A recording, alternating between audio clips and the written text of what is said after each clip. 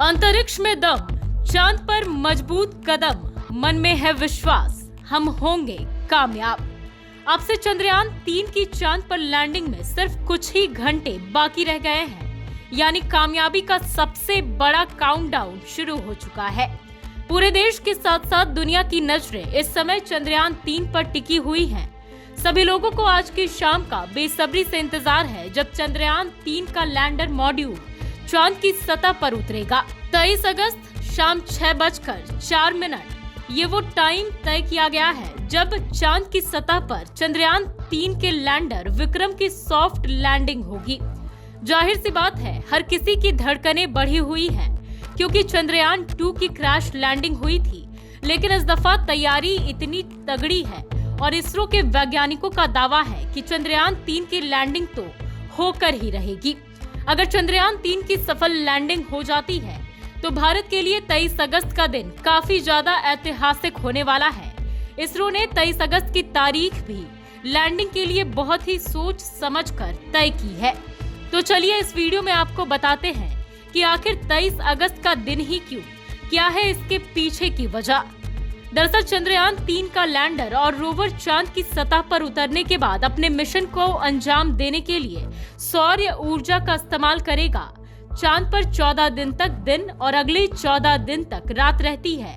अगर चंद्रयान ऐसे वक्त में चांद पर उतरेगा जब वहां रात हो तो वह काम नहीं कर पाएगा,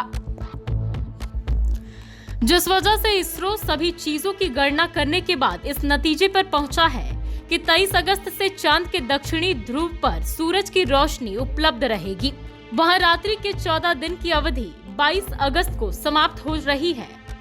23 अगस्त से 5 सितंबर के बीच दक्षिणी ध्रुव पर धूप निकलेगी, जिसकी मदद से चंद्रयान का रोवर चार्ज हो सकेगा और अपने मिशन को अंजाम देगा।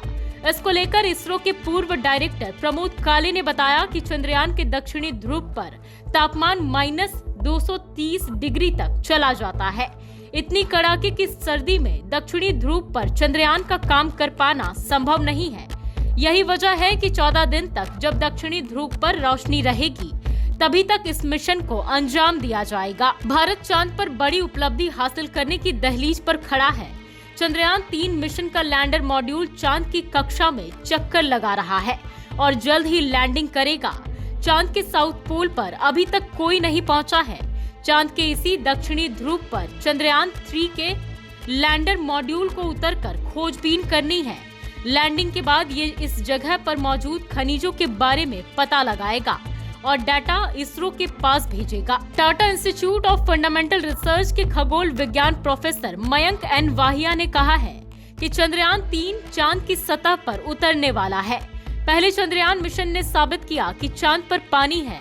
चंद्रयान 2 मिशन में चांद के दक्षिणी ध्रुव पर लैंडर लगाना था, लेकिन चीजें ठीक से काम नहीं कर पाई। लेकिन चंद्रयान 2 का मॉड्यूलर मिशन उल्लेखनीय रूप से सफल रहा।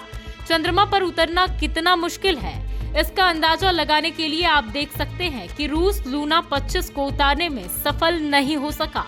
मुझे पूरा यकीन है कि 23 अगस्त को हमारी सफल लैंडिंग होगी। चंद्रयान 3 हमें पानी, जल स्रोतों और खनिजों की पहचान करने में मदद करेगा। भारतीय अंतरिक्ष अनुसंधान संगठन यानी कि इसरो ने lander hazard detection and avoidance camera यानी कि LHDAC में कैद की गई चंद्रमा की लूनर फॉरसाइट की तस्वीरें सोमवार को जारी की है। चांद की ओर बढ़ रहे चंद्रयान 3 के लैंडर मॉड्यूल का चंद्रयान 2 के ऑर्बिटर से संपर्क हो गया है। इसरो ने इस बारे में बताया कि स्वागत है दोस्त, चंद्रयान 2 ऑर्बिटर ने औपचारिक रूप से चंद्रयान 3 के लैंडर मॉड्यूल का स्वागत किया है। दोनों के बीच दो तरफा संवाद स्थापित हो गया है। भारत के चंद्रयान 3 मिशन के साथ रूस ने भी अपने लूना 25 को चांद के साउथ पोल पर लैंडिंग के लिए भेजा था। हालांकि अनियंत्रित कक्षा में घूमने के बाद लूना 25 शनिवार को चंद्रमा से टकराकर क्रैश हो गया। रूसी स्पेस एजेंसी रोस्कोस्मोस ने रविवार यानी कि 20 अगस्त को इस बात की पुष्टि की थी। ऐसे में अब सबकी नजरें भारत के चंद्रयान 3 पर टिकी हुई है। इस वीडियो में बस इतना ही। बाकी की वीडियोस के लिए आप बने रहे लाइव सिटीज के साथ। धन्यवाद।